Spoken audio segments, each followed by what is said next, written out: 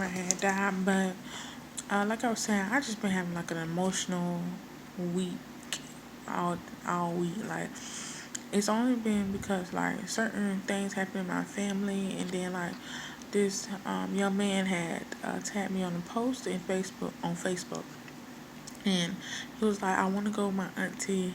I can't take it anymore and stuff." And his auntie passed away, so I get really emotional about things like that because I hate to see people at that state. Because I remember being at that state where I feel like life is over and like you can't handle life anymore. But I hate to see people at that state because I'm such an emotional person as it is, and I don't know. I never let me let me say this because some people I don't know. I have never been that type of person um to like I don't know. I used to always be like my heart used to be so hard, like people couldn't get to me and all that. But I never been that type of person. Like a year or two ago, you would never see me crying over something like that. My heart was so like hardened. I don't know. And my twin sister Alexis used to always say, "Actually, you need to pray to God give you like sympathy and empathy for people because you do not have it." And now, when I tell you I did not have it, I did not have it. But now, like as I get closer to God, get closer to Christ, it's like I used to like let's use like actually you need to pray about that. So I remember one day I prayed. I said, "God, just let me feel what other people feel. Let me like if someone going through something, like God, I just want to feel sympathy and empathy for your people. I want to love them more because how how do I look as a person or as a Christian who like say I love people but I don't have sympathy or empathy for them?" So man, I prayed that and God gave it to me. It's like every like little thing. Like sometimes I can be in the presence of someone and I can feel their emotional burdens. And sometimes I want to cry. Sometimes it's anger. It's like my spirit feeds off that. I don't know. Like my spirit like clings to their spirit. So sometimes I can feel exactly what they're feeling. And like a lot of times I can tell because I could be on a bus next to a person and I can like feel like grief or sorrow or worries like just hit me or anger or anything just hit me.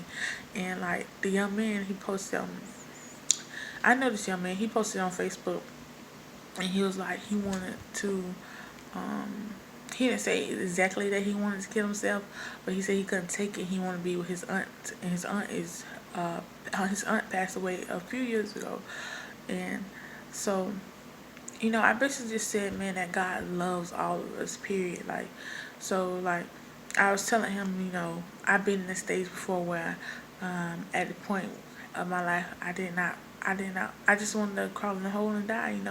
I did not want to deal with life. I did not want to deal with the stress of life. But, man, we got to realize that God really do love us and that no matter what we're going through, he will never leave us nor forsake us.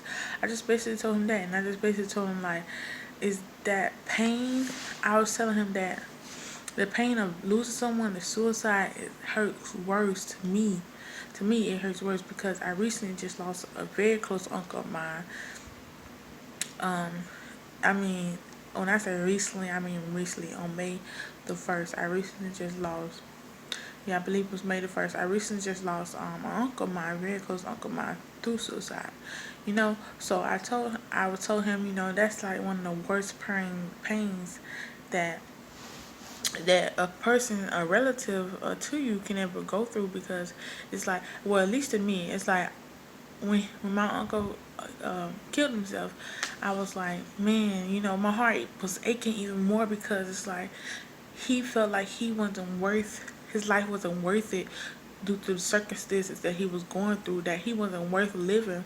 And that's not true, man. God put us on this earth for a reason. We just gotta learn to, press through our pains and our sorrows and our grief, our anger, our worries. We gotta learn to press through all that. And yeah, man, that's what I just been basically going through, man. And it's not, I don't know, I always say me going through, but man, I've been pressing through basically because it's been an emotional week for me. It's been an emotional time. But I just want to come to you guys with encouragement that if you guys are feeling like grief struck, and if you guys are feeling hurt, man, just pray. And if you're not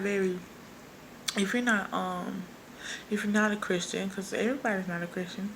If you're not a Christian, if you don't believe in praying, or if you don't believe in God or anything, man, just find someone, or give yourself encouraging words, man.